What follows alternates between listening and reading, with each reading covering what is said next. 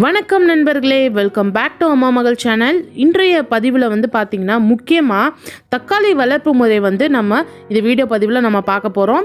விதையிலேருந்து அறுவடை வரைக்கும் இந்த வீடியோவில் ஃபுல்லாக எல்லாமே நான் கவர் பண்ணியிருப்பேன். என்ன மாதிரி வந்து நம்ம உரங்கள் போடணும், அதுக்கப்புறம் வீட்டிலே வந்து தயாரிக்கிற உரங்கள் வந்து என்னென்ன போடலாம் அப்படின்றத வந்து இந்த பதிவில் வந்து நான் கம்ப்ளீட்டாக வந்து எல்லா டீட்டெயில்ஸும் நான் வந்து சொல்லியிருப்பேன். ஸோ அதனால் கண்டிப்பாக வந்து ஸ்கிப் பண்ணாமல் அந்த முழுமையாக அந்த வீடியோவை வந்து பாருங்கள். இந்த ஒரு வீடியோ போதும், நம்ம கிட்டத்தட்ட ஒரே ஒரு செடியிலேருந்து 1 கிலோ அளவுக்கு நம்ம தக்காளியை வந்து அறுவடை செய்யலாம். அந்த மாதிரியான டிப்ஸ் வந்து இந்த வீடியோவில் நான் வந்து கண்டிப்பாக கொடுத்துருப்பேன். அது மட்டும் இல்லாமல் வந்து பூச்சி தாக்குதலேருந்து எப்படி நம்ம வந்து செடியை பராமரிக்கலாம் அப்படின்ற டிப்ஸும் வந்து நான் அதில் சொல்லியிருப்பேன். ஸோ இந்த ஒரு வீடியோ போதும் உங்களுக்கு, நீங்கள் அழகாக வந்து வீட்டில் வந்து தக்காளி செடியை வந்து வளர்க்கலாம். சரி, இப்போ வாங்க வீடியோக்குள்ளே போகலாம்.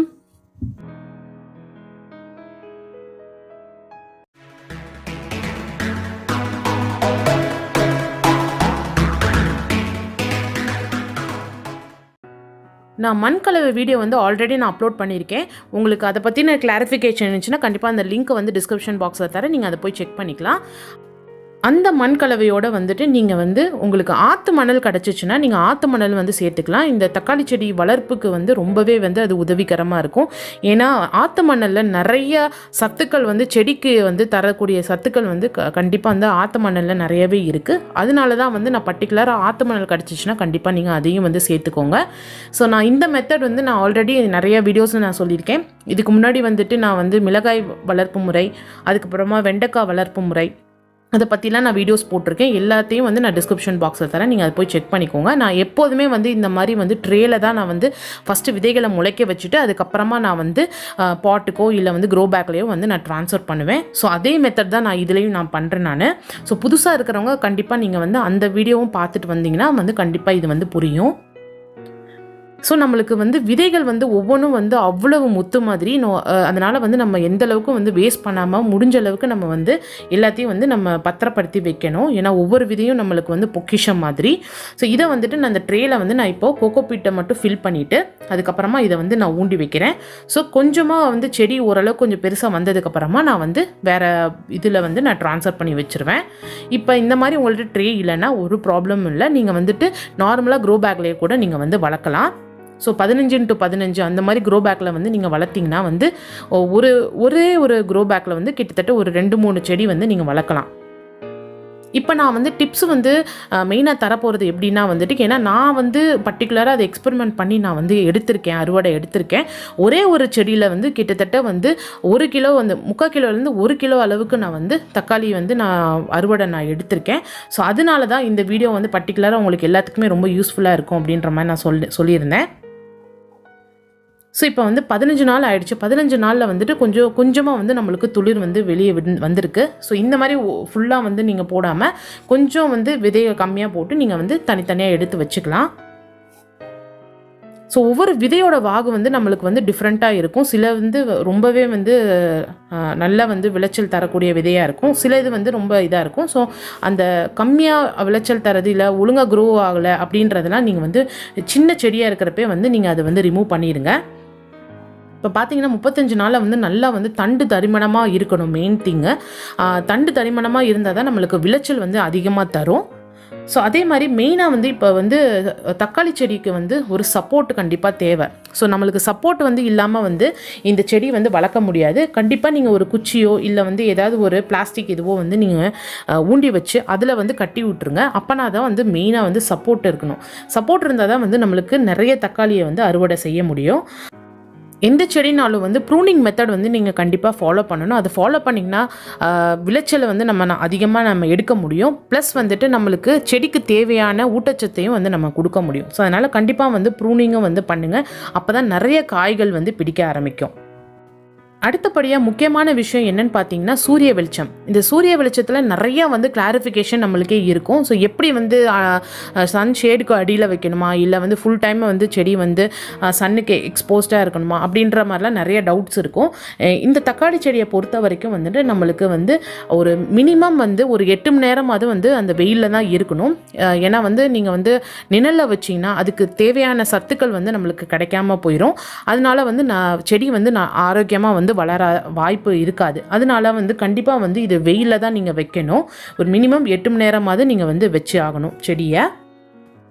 இப்போ வந்து இந்த தக்காளி செடிக்கு எந்த அளவுக்கு தண்ணி வேணும், இந்த கொஷின் வந்து நிறைய பேத்துக்கு மைண்டில் வந்து வரும். எந்த அளவுக்கு தண்ணி ஊற்றணும், எவ்வளோ தண்ணி ஊற்றணும் அப்படின்ற கேள்விகள் வந்து நம்மளுக்கு கண்டிப்பாக கிடைக்கும். இது எப்படின்னு பார்த்தீங்கன்னா, வெயில் காலத்தில் வந்து நீங்கள் பாருங்கள், அந்த மணல் வந்து நம்ம மண்கலவை செஞ்சு வச்சுருக்கோம்ல, அந்த மண்கலவை வந்து ரொம்ப வந்து ட்ரையாக இருந்துச்சுன்னா அப்போ மட்டும் நீங்கள் தண்ணி ஊற்றுங்க. அப்படி இல்லாட்டினா வந்து நீங்கள் 2 நாளைக்கு ஒரு வாட்டி நீங்கள் வந்து தண்ணி ஊற்றலாம். அதே மாதிரி வந்து தண்ணி ஊற்றுறது எப்போதுமே வந்து நம்ம இலைகள் மேலே வந்து தண்ணி வந்து ஊற்றக்கூடாது. அது ஊத்துறதுனால வந்துட்டு அது உடைஞ்சு விழுகிறதுக்கு வாய்ப்புகள் இருக்குது. அதனால நீங்கள் எப்போதுமே வந்துட்டு தண்டு பகுதியில், அதாவது கீழே அடிபாகத்தில் தான் நீங்கள் வந்து தண்ணியே ஊற்ற ஆரம்பிக்கணும். ஸோ இந்த மாதிரி சின்ன சின்ன டிப்ஸ் எல்லாம் வந்து கண்டிப்பாக ஃபாலோ பண்ணுங்கள். இதெல்லாம் வந்து ரொம்பவே முக்கியமானது. நம்ம அசால்ட்டாக வந்து இது சாதாரண தண்ணி ஊற்றுறதானே அப்படின்ற மாதிரி நினைப்போம். பட் ஆனால் இதெல்லாம் வந்து சின்ன சின்ன ஸ்டெப்ஸ் வந்து நம்ம கண்டிப்பாக ஃபாலோ பண்ணணும். ஸோ நம்மளுக்கு 60 நாளில் வந்துட்டு நம்மளுக்கு வந்து பூக்கள் வந்து பிடிக்க ஆரம்பிச்சிருச்சு. இந்த பூக்கள் பிடிச்ச ஆரம்பிக்கிறதுக்கு அப்புறம் தான் வந்துட்டு நீங்கள் எந்த லிக்விட் ஃபர்டிலைசரோ இல்லை வந்து மீன் அமிலமோ இந்த மாதிரி வந்து நீங்கள் வந்து யூஸ் பண்ணிக்கலாம். இப்போ ரொம்பவே வந்து கஷ்டமான ஒரு விஷயம் என்னன்னு பார்த்தீங்கன்னா, இந்த பூக்களை வந்து தக்க வைக்கிறதா. ஏன்னா பூக்கள் வந்து வர ஆரம்பிச்சிருச்சுன்னா வந்து பூக்கள் உதிர்றதற்கும் அதே மாதிரி வாய்ப்புகள் நிறையவே இருக்குது. இந்த பூக்கள் வந்து உதிராமல் இருக்கிறதுக்கு வந்து ரொம்பவே ஈஸியான டிப்ஸ் வந்து என்னென்னு பார்த்தீங்கன்னா, உங்கள் வீட்டில் வந்துட்டு லிக்விட் ஃபர்டிலைசர், அதாவது என்ன மாதிரி ஃபர்டிலைசர் பார்த்தீங்கன்னா, மீன் அமிலம், அப்படி இல்லாட்டினா கடல்பாசி, அதுக்கப்புறம் தேமு கரைசல், இந்த மாதிரி வந்து நீங்கள் வந்து ஸ்ப்ரே பண்ணிக்கலாம். அப்படி இல்லாதவங்க வந்து நீங்கள் என்ன மாதிரி பண்ணலான்னா, ஒரே ஒரு கிளாஸ் வந்து மோர் எடுத்துக்கோங்க. மோர் எடுத்துட்டு அது வந்து கொஞ்சம் புளிச்ச மோராக இருக்கணும். அந்த புளிச்ச மோர் வந்துட்டு கிட்டத்தட்ட 1 லிட்டர் தண்ணியில் வந்து மிக்ஸ் பண்ணிக்கோங்க. அந்த தண்ணியிலே வந்துட்டு ஒரு 1/2 ஸ்பூன் அளவுக்கு வந்து பெருங்காயம் போட்டுக்கோங்க. இந்த பெருங்காயம் இது எல்லாத்தையும் நல்லா மிக்ஸ் பண்ணிவிட்டு, அந்த 1 லிட்டர் தண்ணியோட மிக்ஸ் பண்ணிவிட்டு நீங்கள் அதை வந்து நீங்கள் ஸ்ப்ரே பண்ணிங்கன்னா இந்த பூக்கள் வந்து உதிராமல் இருக்கிறத வந்து நம்ம தடுக்கலாம். அது மட்டும் இல்லாமல் இந்த பூக்களுக்கு வந்து பஞ்சகாவியம், இந்த பஞ்சகாவியம் வந்து பூக்கள் வந்ததுக்கப்புறம் வந்து நீங்கள் வந்து போடவே கூடாது. அப்படி போட்டிங்கன்னா வந்துட்டு இது பிளான்ட்டை வேணால் வந்து கொஞ்சம் நல்லா ஸ்ட்ரென்த்தாக வச்சுருக்கோம். பட் ஆனால் வந்து உங்களுக்கு அந்தளவுக்கு வந்து அறுவடை வந்து எடுக்க முடியாது, தக்காளியை வந்து எடுக்க முடியாது. அதனால பஞ்சகாவியத்தை வந்து எப்போதுமே பூக்கள் பூத்ததுக்கப்புறம் வந்து அந்தளவுக்கு நீங்கள் யூஸ் பண்ணாதீங்க. இந்த தக்காளி செடிக்கு வந்துட்டு நீங்கள் வந்து சாம்பலும் அதே டைமில் வந்து சுண்ணாம்பும் வந்து நீங்கள் சேர்த்துக்கலாம். இதில் வந்து கால்சியம் சத்து எல்லாமே நம்மளுக்கு வந்து சுண்ணாம்புலேருந்து கிடைக்கும். அது மட்டும் இல்லாமல் வந்து நம்மளுக்கு செடியும் நல்லா ஆரோக்கியமாகவும் இருக்கும். அதே டைமில் வந்து நிறைய தக்காளியை வந்து நம்ம ஈல்டு எடுக்கலாம். இப்போ நீங்கள் யோசிப்பீங்க, இதெல்லாம் எங்கே போய் நம்ம வந்து வாங்குறது, எப்படி பண்ணுறது அப்படின்ற மாதிரிலாம் யோசிப்பீங்க. ஸோ வீட்டில் இருக்கிற சிம்பிளான பொருளை வச்சு கூட நீங்கள் வந்து இந்த மாதிரி டெரஸ் கார்டனிங்கோ இல்லை வந்து பால்கனி கார்டனிங்கோ வந்து நீங்கள் பராமரிக்கலாம்.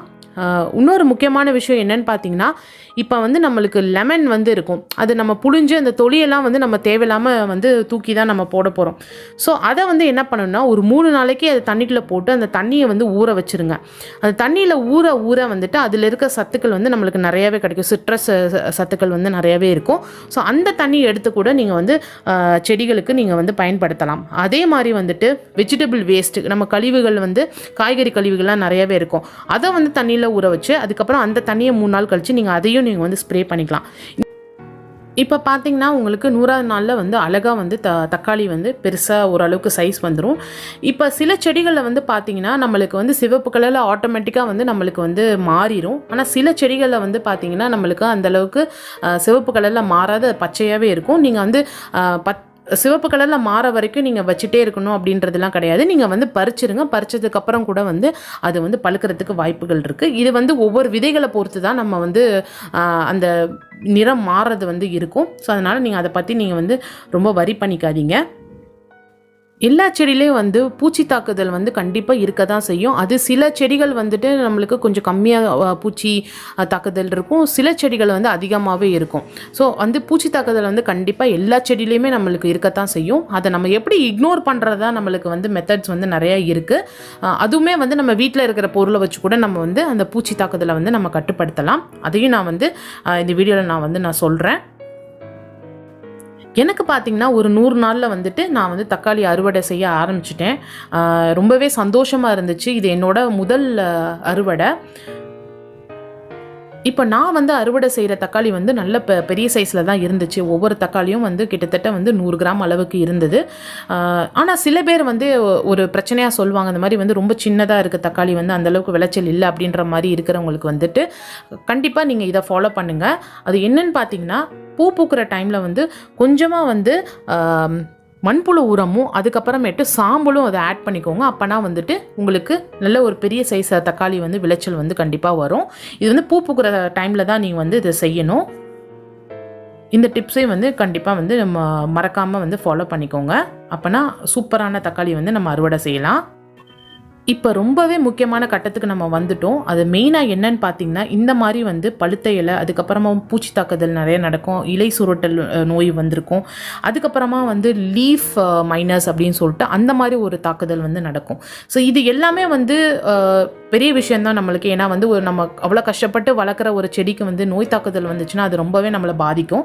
ஸோ அப்போ வந்துட்டு நம்ம என்னென்ன பண்ணணும், இந்த மாதிரி வந்து பழுத்த இலையெல்லாம் இருந்துச்சுன்னா கண்டிப்பாக வந்து நீங்கள் வந்து கட் பண்ணி எரிஞ்சிருங்க. ஏன்னா அது செடியில் இருக்க வந்து அது அப்படியே ஸ்ப்ரெட் ஆகும். அதோட வந்து நம்மளுக்கு வந்து அந்த க்ரோத், டொமேட்டோ செடியோட க்ரோத்தை வந்து ரொம்பவே கம்மி பண்ணும். அதனால நீங்கள் என்ன பண்ணுங்கள், வந்து ஒரு 10 ml அளவுக்கு வந்து வேப்ப எண்ணெய், அந்த வேப்ப எண்ணெயில் வந்து 1 லிட்டர் தண்ணி அளவுக்கு நல்லா வந்து கலந்து மிக்ஸ் பண்ணிக்கோங்க. அதை மிக்ஸ் பண்ணிவிட்டு வாரத்தில் ஒரு முறை வந்து இலைகளை மேலேயும் கீழேயும் வந்து நல்லா ஸ்ப்ரே பண்ணி விடுங்க. இது வந்து இலை பூச்சி தாக்குதல் இந்த மாதிரி இருக்கிறதெல்லாம் எல்லாத்தையும் வந்து கண்டிப்பாக வந்து கொஞ்சம் கொஞ்சமாக வந்து குறைக்க வந்து உதவுது. இப்போ பாருங்கள், இதில் வந்து பார்த்திங்கன்னா நல்ல தடிமனமாக இருக்குது குச்சி. ஸோ அதனால் வந்து நம்மளுக்கு விளைச்சல் வந்து நல்லாவே வரும். இப்போ இது பார்த்திங்கன்னா வந்து லீஃப் மைனர்ஸ்ன்னு சொல்லுவாங்க. இது எப்படின்னா வந்து நம்மளுக்கு சில பூச்சிகள்லாம் வந்து வெளியே அட்டாக் பண்ணும். ஆனால் வந்துட்டு இந்த லீஃப் மைனர் வந்து என்னன்னு பார்த்திங்கன்னா வந்துட்டு அந்த இலைகளுக்கு உள்ளே போய் வந்து அட்டாக் பண்ணும். அதுக்கு வந்து கண்ணுக்கு தெரியாத பூச்சி தான். ஸோ இந்த செடியில் வந்து மெயினாக வந்து நிறையவே வரத்துக்கு வாய்ப்பு இருக்குது. இந்த தக்காளி செடியில் மட்டும் இல்லை, எல்லா செடியிலையும் வரத்துக்கு வாய்ப்பு இல்லை. ஆனால் ரொம்ப மெயினாக வந்து வர்றது பார்த்திங்கன்னா இந்த தக்காளி செடியில் வரும். ஸோ இது வந்துட்டு நம்மளுக்கு கொஞ்சமாக இருந்துச்சுன்னா பிரச்சனை இல்லை. இது அந்தளவுக்கு பெரிய பூச்சி தாக்குதலில் வந்து பண்ணாது. அதே மாதிரி நம்மளுக்கு வந்து தக்காளியோட விளைச்சலையும் வந்து கம்மி பண்ணாது. பட் ஆனால் வந்து இதை முன்னாடியே கவனிக்கிறது வந்து நம்மளுக்கு ரொம்பவே வந்து முக்கியமான ஒரு விஷயம். இந்த மாதிரி 1-2 இலைகள் மட்டும் இருந்ததுன்னா அதை மட்டும் நீங்கள் எடுத்துருங்க. இப்போ சில பேர்த்துக்கு வந்து பார்த்திங்கன்னா முழு செடியிலையுமே இந்த தாக்குதல் வந்து இருக்கும். ஸோ அதை எப்படி நம்ம இக்னோர் பண்ணுறது அப்படின்றதுக்கு நம்ம பார்த்திங்கன்னா ஒரு 25 கிராம் அளவுக்கு வந்துட்டு நீங்கள் வந்து வேப்பம் புண்ணாக்கு எடுத்துக்கோங்க. அதை வந்துட்டு தண்ணியில் கலந்து அதை வந்து நீங்கள் வந்து டெய்லி ஸ்ப்ரே பண்ணி விடுங்க. ஒரு 3 நாள் தொடர்ந்து வந்து நீங்கள் ஸ்ப்ரே பண்ணிங்கன்னா இந்த தாக்குதல் வந்து கம்மியாகிறதுக்கு ரொம்பவே சான்ஸ் இருக்குது. அப்படி இல்லாட்டினா வந்து நீங்கள் வேப்ப எண்ணெயை வந்து எடுத்துக்கோங்க. வேப்ப எண்ணெயை வந்துட்டு ஒரு 10 ml அளவுக்கு எடுத்துக்கிட்டிங்கன்னா அதை 1 லிட்டர் அளவு தண்ணியில் கலந்துட்டு அதுக்கப்புறமா கொஞ்சமாக வந்து நம்மளுக்கு வாஷிங் சோப்பு இருக்கும் தெரியுமா, அந்த டிஷ் வாஷ் சோப்பு, அதை வந்து ஒரு 5 சொட்டு அளவுக்கு விட்டுட்டு அதை நல்லா மிக்ஸ் பண்ணிவிட்டு அதையும் நீங்கள் வந்து ஸ்ப்ரே பண்ணி வந்தீங்கன்னா இந்த பூச்சி தாக்குதலேருந்து நம்ம வந்து விடுபடலாம். ஸோ இது வந்து அந்தளவுக்கு பாதிப்பு கிடையாது. பட் இருந்தாலும் வந்து நம்மளுக்கு சில பேர்த்துக்கு வந்து செடியை ரொம்ப ஆசையாக வளர்க்குறவங்களுக்கு வந்து இந்த மாதிரி வந்துச்சுன்னா ரொம்ப கஷ்டமாக இருக்கும். இந்த மெத்தடை வந்து கண்டிப்பாக நீங்கள் ஃபாலோ பண்ணுங்கள். ஸோ நான் இப்போ வந்து 2 அறுவடை பண்ணிட்டேன். நான் வந்து 2 டைப் ஆஃப் தக்காளி செடி வந்து போட்டிருந்தேன். ஒன்று நாட்டு தக்காளி, அதுக்கப்புறமா பெங்களூர் தக்காளி. ஸோ ஆனால் 2த்துக்குமே வந்து ஒரே மெத்தட் தான். ஸோ நான் இப்போ வந்துட்டு ஒரு தக்காளியோட வெயிட் வந்து எவ்வளோ இருக்குது அப்படின்றத நான் காமிக்கிறேன். அது கிட்டத்தட்ட பார்த்தீங்கன்னா ஒரு 108 கிராம் அளவுக்கு வந்து ஒரு தக்காளியோட வெயிட்டே இருந்தது. இது ரொம்பவே அருமையான விளைச்சல் தான் நம்ம எடுத்திருக்கோம். ஸோ எனக்கு வந்து கிட்டத்தட்ட 1 கிலோ அளவுக்கு நம்ம வந்து ஒரே செடியிலேருந்து நான் எடுத்தேன் நான் அறுவடை. அதுதான் இந்த ட்ரிக்ஸு. ஸோ இந்த சொன்ன ட்ரிக்ஸை எல்லாத்தையும் நீங்கள் ஃபாலோ பண்ணுங்கள். அதே மாதிரி ஃபர்டிலைசர்ஸ் வீட்டில் இருக்கிறத வச்சு நீங்கள் வந்து அதை யூஸ் பண்ணி பயன்படுத்தி நீங்கள் வந்து அமோகமாக வந்து விளைச்சல் எடுக்கலாம். இன்னும் நண்பர்களே, இந்த வீடியோ வந்து உங்களுக்கு ரொம்பவே யூஸ்ஃபுல்லாக இருக்கும். இந்த ஒரு வீடியோ நீங்கள் கம்ப்ளீட்டாக பார்த்தீங்கன்னா அழகாக வந்து வீட்லேயே வந்து நம்ம செடிகளை வந்து வளர்த்து அதுலேருந்து நம்ம ஈல்டு எடுத்து நம்ம வீட்டு உபயோகத்துக்கு வந்து நீங்கள் ஆர்கானிக் மெத்தடில் நீங்கள் வந்து யூஸ் பண்ணிக்கலாம். இந்த வீடியோ பிடிச்சிருந்துச்சுன்னா கண்டிப்பாக லைக் பண்ணுங்கள், ஷேர் பண்ணுங்கள், கமெண்ட் பண்ணுங்கள், மறக்காமல் சப்ஸ்கிரைப் பண்ணிடுங்க. பக்கத்தில் இருக்க பெல்லையும் ப்ரெஸ் பண்ணிடுங்க. Thank you so much.